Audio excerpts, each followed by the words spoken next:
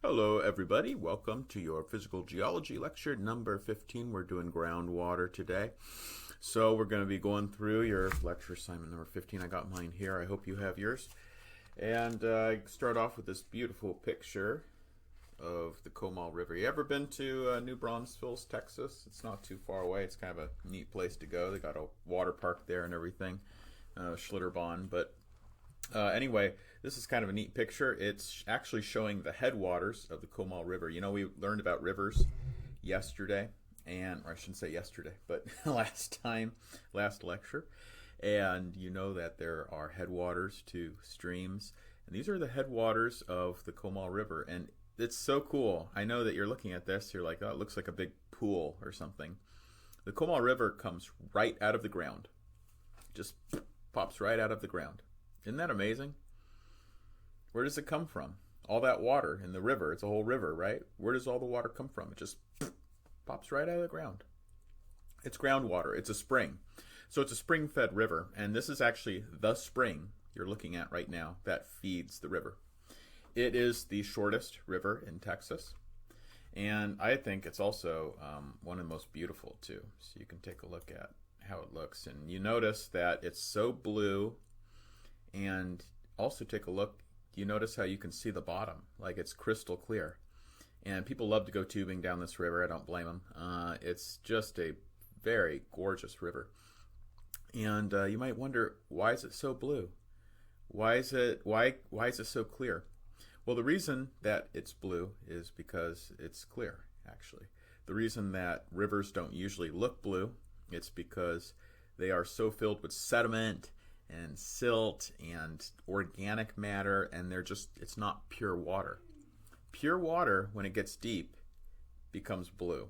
And the reason that it becomes blue is because it refracts and reflects different wavelengths of light more easily. So it actually scatters blue light more easily. And so you end up, when the light reaches our eyes, it ends up looking blue to us. So anyway, absolutely pure water looks blue when it gets deep like this. So anyway, it's because it's so pure. And why is the Comal River so pure? It's because it springs right from the earth as groundwater. I just find this so amazing, you know. It reminds me of, like, you know, Moses striking the rock and the water comes right out of the mountain. It's really like that. So it just comes right out of the mountainside.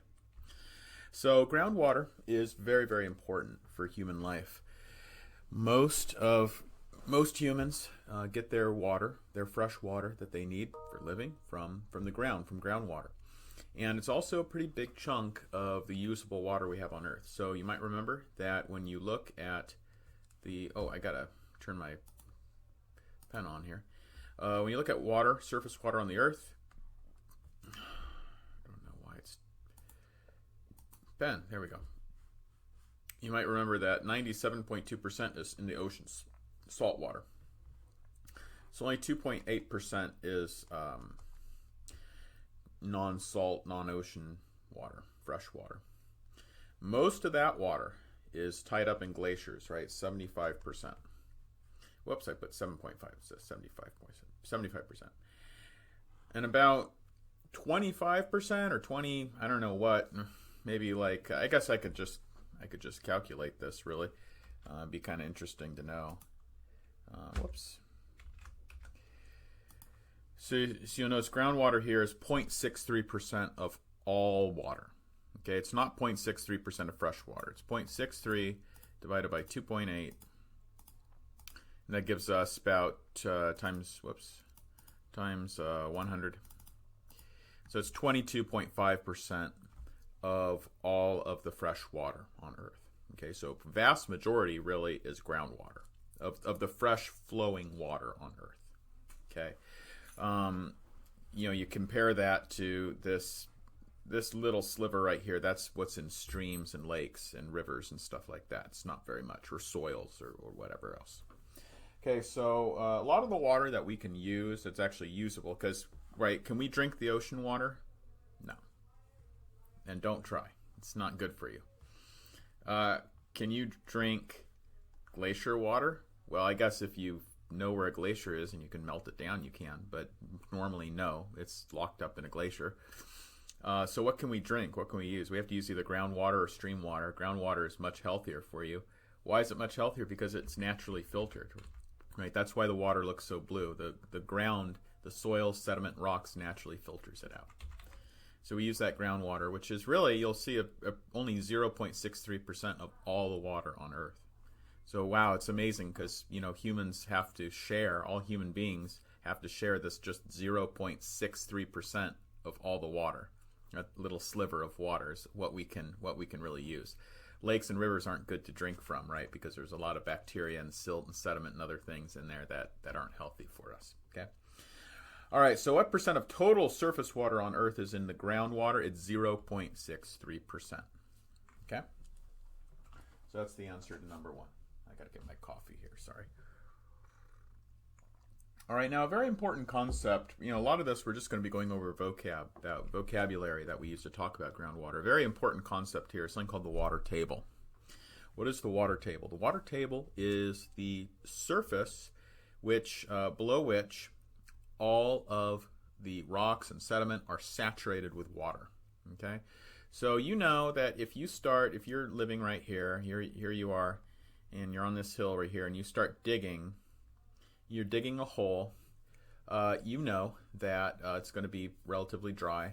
But once you hit the water table, that sediment that you're digging through is going to start getting kind of muddy and wet. And what's going to happen is once you start digging into that water table, soils and sediment, the water table, that hole is going to start filling up with water. If you want a really good example of this, you could go right now. Well, right now it's October 2022. So you could go right now to Oso Creek campus and you can see the big old hole that they dug to make their water structure here, but it's not done yet. But it's amazing because they dug this all out. I watched them. They dug it all out, and then what happened? It filled up with water.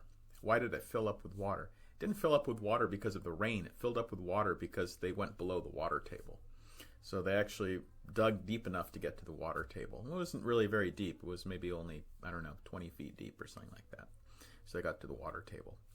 And you'll notice that the water doesn't evaporate out of that hole because it just keeps getting recharged by the water table. Okay? So the water table is the top of the saturated zone of the groundwater. So it's highest under hilltops and divides. Remember what a divide is? A divide is where it marks the boundaries of like a watershed of a drainage basin. And it slopes to intersect with the surface at lakes, marshes, and streams. Okay, so that's the water table. You got to put that down for number 2. And it says name some features. Number 3 says name some features that represent an intersection of the water table with Earth's surface. So there are a few things. One thing you can see lakes, marshes, and streams are right here. Another thing that you can put here are also springs. So if you go back to this picture, right, here is the spring that feeds the Comal River. It is literally where the water table is intersecting with the surface of the land, okay? So that's what causes there to be a spring and just water to just spring from the mountainside, okay? Now, you could put any of these things for number 3. Lakes, marshes, rivers, streams, springs. They're all features that are fed by a water table. So you can see how this river channel hits the water table. So a lot of the river, a lot of times when we see a river, we think, oh, this is probably fed by all the rain. And it is kind of fed by the rain, but it's also fed by the water table as well. This stream right here, right? It's below, the stream channel actually intersects and goes below the water table, okay? When you dig a well, you have to dig your well going down deep below the water table. If you don't go below the water table, your well will be a dry well, and that's not very useful. Okay, so lakes, lakes are usually in a kind of a hole in the ground, right? And they fill up with water. It's because they're below the water table. All right. Now, everything above the water table is unsaturated, so it's unsaturated, and everything below it is saturated. Now, how does the water table fill up? Where does it come from? Where does that water come from? It comes from infiltration. So number 4, we're talking about infiltration. What does infiltration mean? It means the water. So think of, actually, I was just brewing coffee here for myself. And how do I make coffee? Well, here's my little pour over, and it's got coffee grounds in there. And, I take hot water, and I pour the hot water through the coffee grounds, right? And what happens? Well, the water percolates and it infiltrates down beneath, and as it goes, it picks up the coffee flavor. But that's infiltration. It's just the water seeping. Think of coffee. It's just the water seeping down below the sediments, below the rock, and eventually it gets saturated, and that's the water table. So this is the infiltration happening here. Okay, now the opposite of infiltration is what? Runoff. So runoff is when the water, instead of infiltrating through the soil and the sediment, runs off down slope into a stream. Okay, so there's actually two ways that streams get fed. They get fed from the runoff, but they also get fed from the infiltration. Okay, so groundwater feeds streams just like runoff feeds streams, and you saw that very poignantly with the Comal River, right? It's the groundwater that is feeding the stream, not the runoff. But runoff also feeds streams too, of course. And you know that when it rains, streams get high, right? There's more water in them. So the factors that increase runoff versus infiltration. Okay, so what are some things that are going to determine whether the water is going to run off or if it's going to infiltrate? We're talking about rainwater, right? So when rain falls, precipitation falls, it's either going to run off or it's going to infiltrate. So what determines if it'll run off or infiltrate? So there are 6 things here that you need to mention in number 6. Okay. So first of all is topography. Okay, if you have a very flat topography like you have here in Corpus Christi, you are going to tend towards infiltration. So the water will run off if it's steep slope, but it'll infiltrate if it's very flat because the water has nowhere to go, right? For the surface type, bedrock, soil, sediment. If you have bedrock, which means that it's just solid rock, when the land surface is just made of solid rock, it's harder for the water to infiltrate down. Soils and sediments are better, right? Because there's more pore space in between the rock and in between the sediment grains. Okay. Another thing that helps infiltration is vegetation. Vegetation, the roots of plants break up the soil and the sediment. They also slow down the water. The stems and leaves and everything slow down the water movement, and it helps it to infiltrate. So another thing here is intensity of the rainfall. When you have a slow kind of drizzle that just falls, and let's say in a day you have 2 inches of rainfall, but it falls over the whole 24 hours of the day, okay? Drizzles, a slow drizzle all day. That's going to lead to more infiltration because the water's going to have time to seep through. On the other hand, if you have very big thunderstorm, hurricane, and the water's just coming down in buckets and you only get 2 inches but it falls in 10 minutes, that's going to lead to more runoff, okay? As the water is just going to, it's not going to have time to seep in. Another thing that matters is saturation of the soil. So if water is already saturated, the soil is already saturated, it can't hold any more water. So the water is just going to run off. So this happens, a lot of times when you get the most devastating flooding is when it's been raining for like the whole week. And it's just been raining. Not a lot of rain, but what has happened is the soil becomes saturated. And then once it's saturated, then after like a week of some rain, some kind of low intensity rain, you get a huge rainstorm and the water cannot seep in. The soil is already saturated, so the water cannot infiltrate. So instead of infiltrating, it runs off and it stands in standing pools and there's flooding. Okay. Last thing here is compaction. So water is able to infiltrate more easily if the soil grains and sediment grains are kind of loose. If they're very highly compacted and pressed down, there's not enough pore space to allow the water to infiltrate down. Okay, so that's number 6 on your assignment. Lake is another standing water body that marks the level of the water table at the surface of Earth. So one thing that's kind of you might know if you go to the beach, let's say you're on the island and you're digging. You've done this before. You dug like a big hole in the sand in the beach, and then you'll notice that after you dig out the sand, and once at the surface the sand is dry, but then once you dig down deep enough, the sand starts getting wet and damp. And you'll notice that once you pull out that damp sand after, like, I don't know, 10 minutes or 20 minutes or less, you'll notice your hole has magically filled up with water.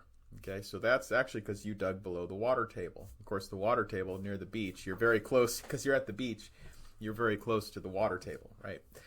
Same thing with lakes, so lakes, it's kind of cool because when you see a lake, you're literally looking at the water table. You're looking at the surface of the water table and everything below that. So when you see a lake, you automatically know how deep the water table is, okay? Because the water table is at the surface of that lake. Some things I want to talk a little bit about are lakes. I know this is the groundwater section lecture, but I want to talk a little bit about our lakes because our lakes are important.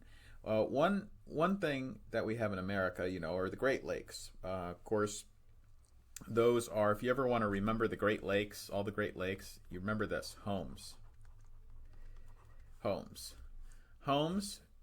stands for Huron, Ontario, Michigan, Erie, and Superior. Okay.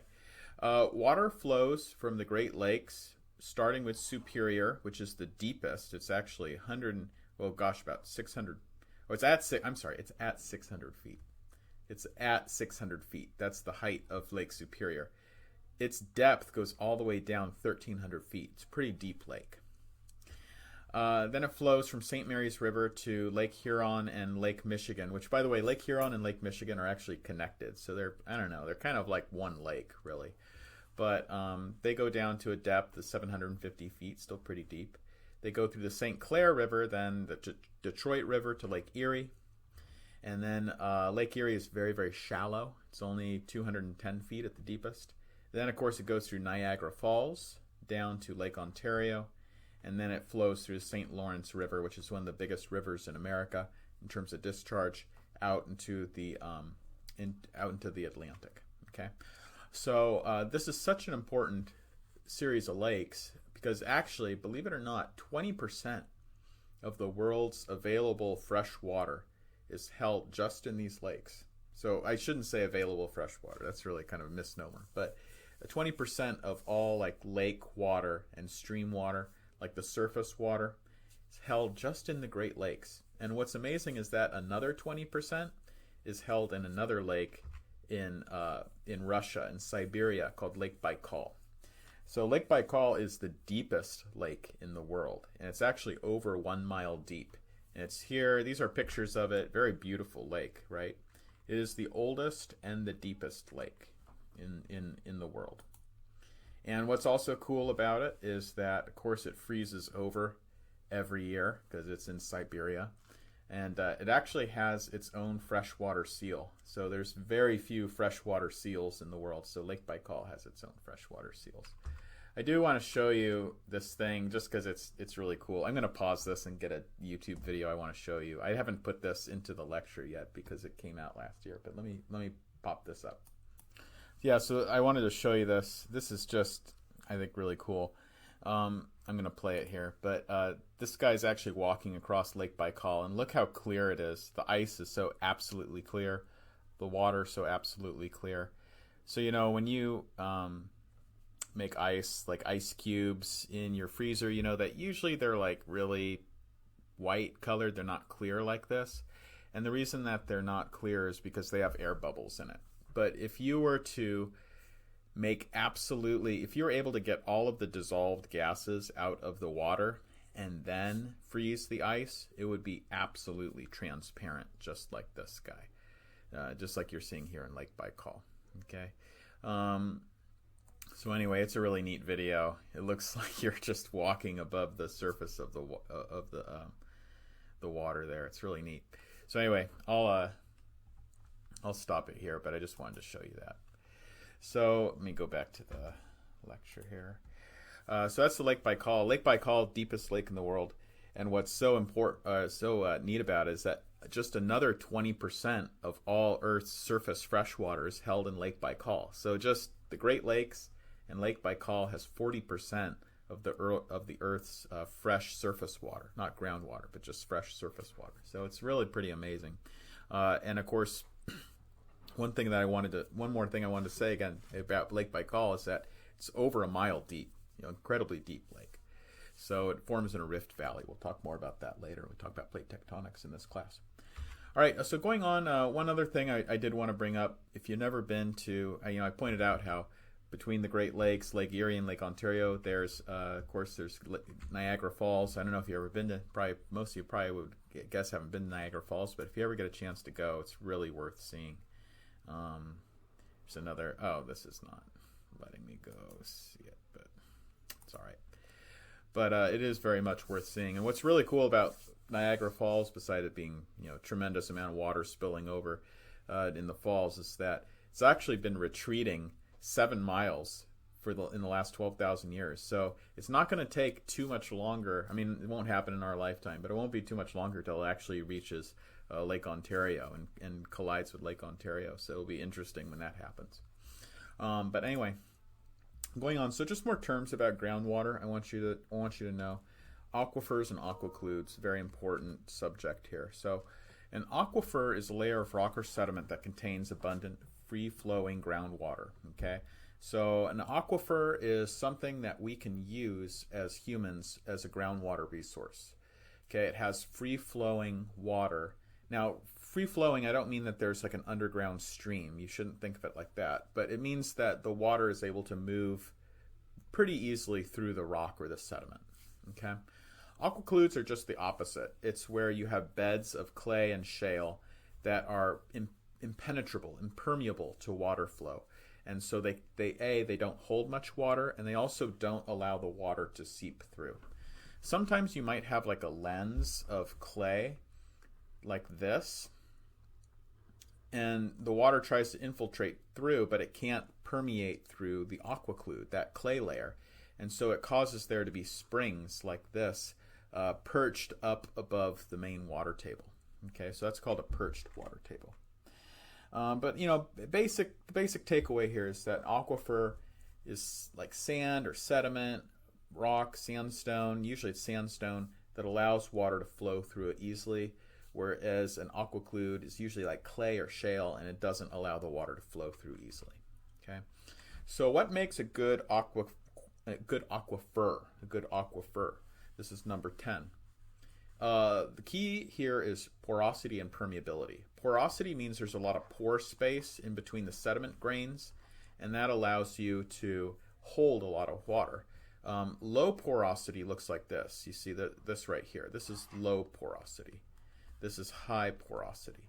You'll notice that there's a lot more space for the water to gather in the high porosity rock versus the low porosity rock. Okay, so that's one thing that's important. Another thing that's important is called permeability.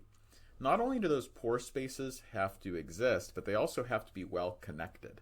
If they're not well connected, it means that the water, maybe the rock can hold water, but the water can't pass through it. So you have to have permeability. So water has to be able to permeate the rock as well. One kind of cool thing that can happen are there are these things called artisan wells. You might have heard of artisan wells before. Artisan wells. What am I thinking? Artesian wells. Artesian wells are kind of a special thing that can happen. So I want to talk a little bit about those too. But before I do, I also want to talk about these things called recharge areas. So, normally you get rivers or lakes falling in a valley. And the reason that they form in valleys is because, water always goes downhill. So you could have a lot of rain building up in the mountainsides and mountaintops here on the sides of a valley. And then that water will infiltrate. It will run off down into the valley. But it also infiltrate and sink down into the valley. Now I want you to take a look at this picture. This is kind of cool. So I'm going to erase all the ink on the slides. Now you see how you have an aquifer right here. Okay, here's aquifer 1. You'll notice that there's another aquifer down here, aquifer 2.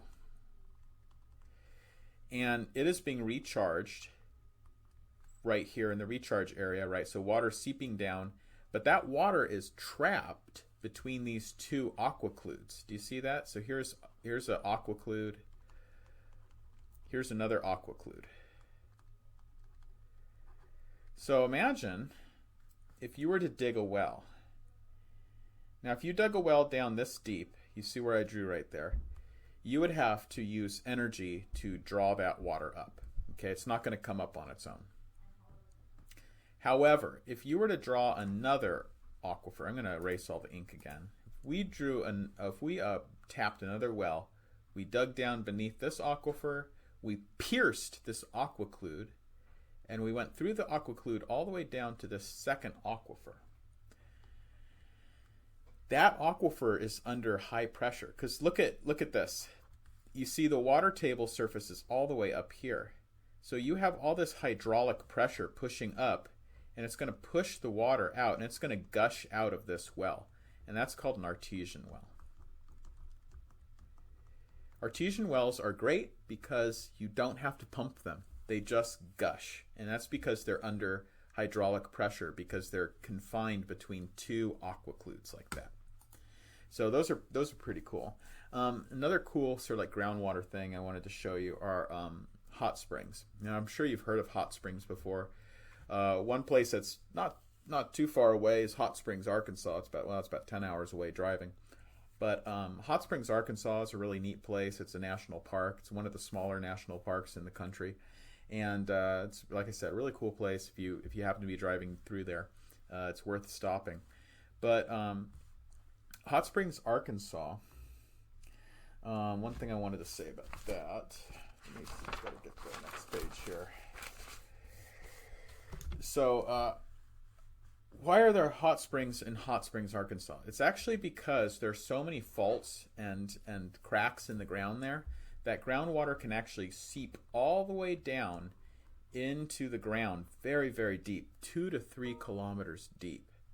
And once it gets down that deep, you know the natural thermal gradient, you know how it gets hotter as you go down in the earth. The water there is just able to get down so deep because it has these deep faults, these just lots of complicated deep system of faults. The water is able to get down very deep. Once it gets down that deep, it gets heated up to about 143 degrees Fahrenheit, and then it comes back up to the surface. And when it comes back up to the surface, it's hot, and that whole cycle takes 4,000 years to complete. So the water that comes up at Hot Springs, Arkansas, if you ever drink some of the water there, you're drinking 4,000-year-old water. It's water that hasn't seen the surface for 4,000 years. It's a really, really interesting place. And it's so unusual because most hot springs are heated up by magmatic and volcanic processes. This is not. It's actually heated up by the natural thermal gradient. The water is just able to get down so deep, it gets heated up and comes back up to the surface. Now, the place with that, number 11, the place with the most hot springs is Yellowstone National Park. So Yellowstone, again, a wonderful place to visit. Definitely some place you want to go before, bucket list, before you die kind of thing. It's just one of the 3 most unusual places in the world. It's one of the 3 places in the world that has active geysers. There's Grand Prismatic. Isn't that amazing? That's not photoshopped or anything. That's really what it looks like if you ever go visit Grand Prismatic. It's a thermal spring in Yellowstone. The blue color is just the natural color of crystal clear, deep water. It's just that blue. The yellow and orange and green colors that you see, though, are actually not the green, but the yellow and orange colors are actually from thermophilic bacteria. So I'm sure you've gone to the beach and seen algae growing on the rocks, right? Well, of course, algae, photosynthetic algae, can't grow here. It's too hot. But these different kinds of algae that happen to be red and yellow do grow there. And there's different temperatures, right? So at this particular temperature, that algae can grow. That's yellow, but then at this temperature, a different kind of algae grows. So it's really neat. So it's from different kinds of thermophilic, archaic bacteria and things like that. You might wonder, again, why is the water so blue? When I first saw this water at Yellowstone, I thought, wow, there must be like some weird chemical in it. It's it's crazy, but it's not because of that at all. It's the opposite. There's nothing in that water. It's absolutely crystal clear because there's no silt, no sediment. It's pure water. And when the water is so pure, it easily reflects and refracts and scatters the blue light, and that happens to be the light that we end up seeing when we look at the water. So it's really, really neat. I explained artesian wells. I explained hot springs. A few other things I want to explain here about water tables. So, you know how when you dig a well, you have to hit the water table, right? If you don't dig the well deep enough to hit the water table, you're going to have a dry well. Okay, you probably heard of wells going dry before. My mom has a well in her property in Tennessee, and if it has a dry spell, that well goes dry. She doesn't have water. So that can happen. Surrounding a well, there's always something called the cone of depression. Okay, that's number 15 I talk about. I'll get to number 14 a little later. But the cone of depression just means that there's a local depression in the water table surrounding a well. And that's because it takes time for the water to infiltrate back. Okay, so you're using the water, it's spurting out of the well here, and it takes time for the water to infiltrate back and replace the water that's been lost through usage. Okay. So there's a depression there in the shape of a cone that surrounds the well. All right. I already explained about artesian wells. Here's an example of artesian well. I actually don't know where this is, but it's so cool because the water just gushes out, and it looks like a fire hydrant or something. And it's not connected to a water pipe or something. It's naturally does that. It naturally just gushes out that way. So that's an artesian system. And what you have to have is a aquifer that is sandwiched between two aquicludes, and that creates the artesian system. All right, so back to number 14. It says, what are some common societal issues that can occur with groundwater? So I talk about 3 of them here. I'm going to talk about 3 things that can happen with groundwater. First of all, treating it as a non-renewable resource. I'm going to talk about land subsidence, and I'm going to talk about contamination. Okay. So first of all, treating it as a non-renewable resource. Of course, the groundwater is somewhat cyclical. Of course, it gets recharged, but it gets recharged in a certain rate. And if you use the groundwater beyond, in excess of its recharge rate, it's going to cause the aquifer to deplete.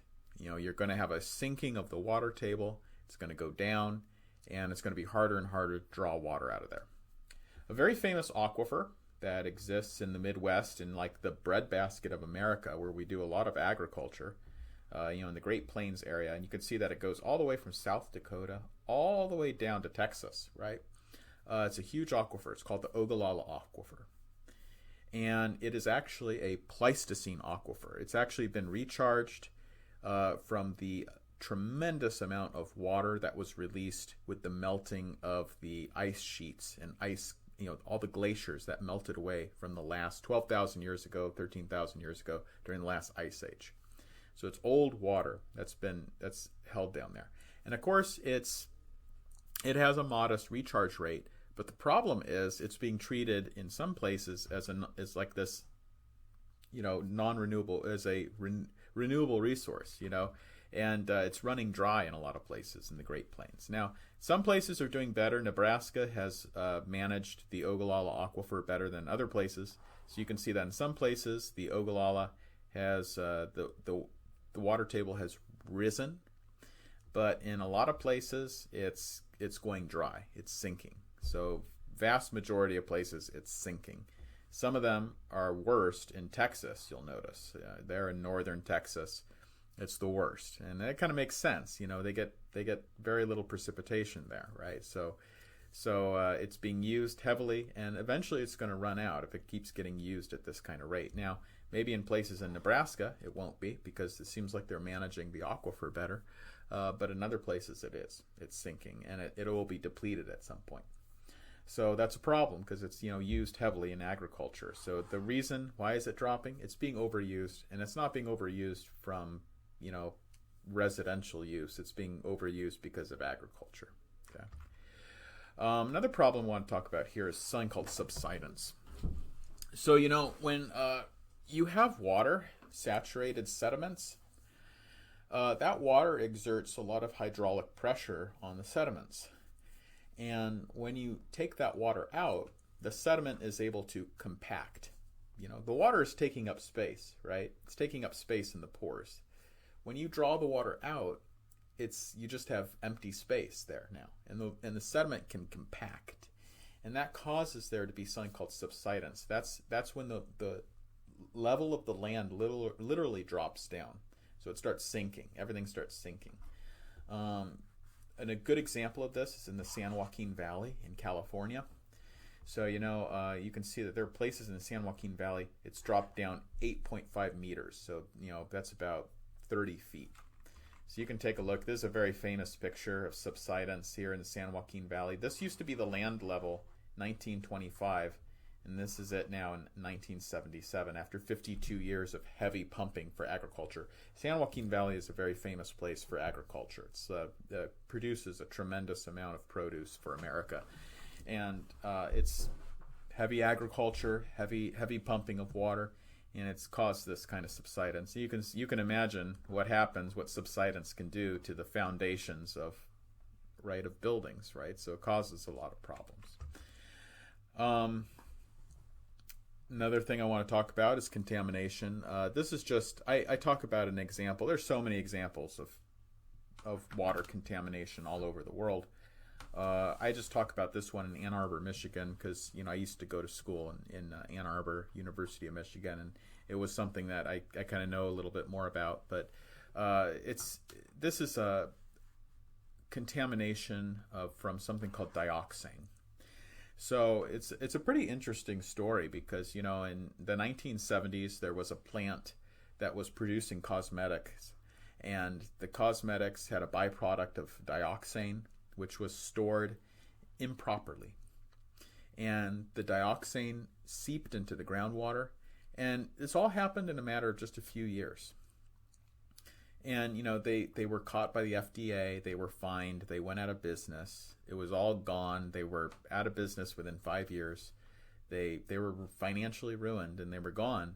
But what sucks is that after 50 years of them being out of business, the dioxane plume is still there. The damage is done, and it's still there, and it's still causing problems. So dioxane is a carcinogenic chemical. It's very difficult to get rid of, and it's in the groundwater, and that plume of dioxane moves closer and closer and closer to the there's actually areas you can no longer use groundwater. You're no longer allowed to use the well water because of dioxane contamination, and it's getting closer and closer and closer to the Huron River, which is the main source of water for Ann Arbor. So it's a big deal.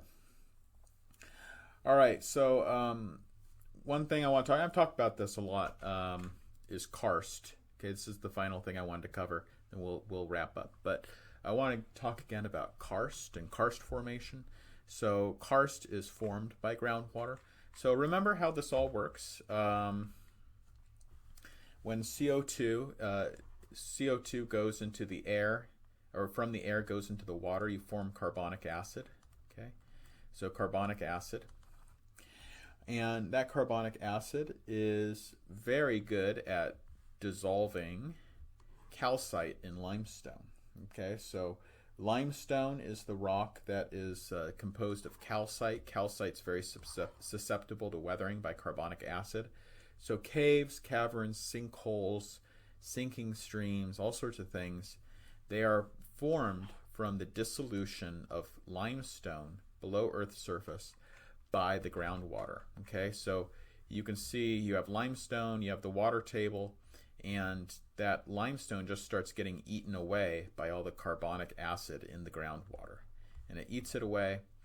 If ever it happens that the water table drops, maybe the land lifts up, maybe there's tectonic uplift, or whatever happens, it's going to expose all of these caverns and caves and sinkholes to the surface. Okay, so there's all these different things. Sinking streams. These are streams that flow into a sinkhole and disappear underground into a cave.